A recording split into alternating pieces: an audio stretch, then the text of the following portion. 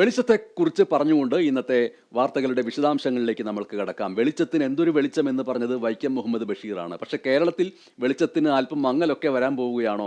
വെളിച്ചം ഇടയ്ക്കിടെ പോയി ഇടയ്ക്കിടെ വരുന്ന രീതിയിലേക്ക് ലോഡ് ഷെഡിംഗ് ഒക്കെ വരാൻ പോവുകയാണോ?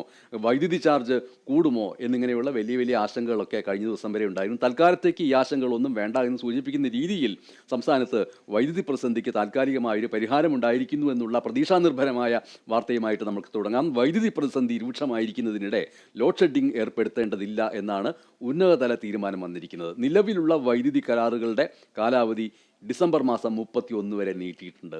465 മെഗാവാട്ട് വൈദ്യുതി വാങ്ങാനുള്ള കരാറാണ് പ്രധാനമായിട്ടും നീട്ടിയിട്ടുള്ളത്.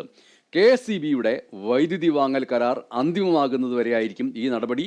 അതേസമയം വൈദ്യുതി പ്രതിസന്ധി മുന്നിൽ കണ്ട് പരിഹരിക്കാത്തതിൽ KSEBയോട് സർക്കാരും റെഗുലേറ്ററി കമ്മീഷനും അതൃപ്തി അറിയിച്ചു എന്നുള്ളതാണ് ഏറ്റവും പ്രധാനപ്പെട്ട വാർത്ത. സ്വാഭാവികമായിട്ടും ഈ വാർത്തയുടെ തുടർച്ച എന്ന് പറയുന്നത് KSEB സർക്കാരിൻ്റെ അതൃപ്തിക്ക് പാത്രമാവുന്നു. പ്രത്യേകിച്ചും പുതുപ്പള്ളി ഉപതെരഞ്ഞെടുപ്പ് പോലെയുള്ള ഒരു തെരഞ്ഞെടുപ്പ് നടക്കാനിരിക്കുന്നു, ജനം വോട്ട് ചെയ്യാനിരിക്കുന്നു. അതിനിടയിൽ ലോഡ് ഷെഡിങ്ങോ വൈദ്യുതി നിരക്ക് വർധനയോ മറ്റുള്ള കാര്യങ്ങളോ ഒക്കെ ഏർപ്പെടുത്തേണ്ടി വരുന്ന രീതിയിലേക്ക് കാര്യങ്ങൾ പോകുന്നുണ്ടെങ്കിൽ അതിൻ്റെ പിറകിൽ KSEBയുടെ കെടുകാര്യസ്ഥത ഉണ്ടെങ്കിൽ ആ കെടുകാര്യസ്ഥത ചോദ്യം ചെയ്യപ്പെടേണ്ടത് തന്നെയാണ് എന്നതാണ് ഈ വാർത്തയുടെ പിന്നാമ്പുറമായിട്ട് നമ്മൾക്ക് നൽകാൻ കഴിയുന്നത്.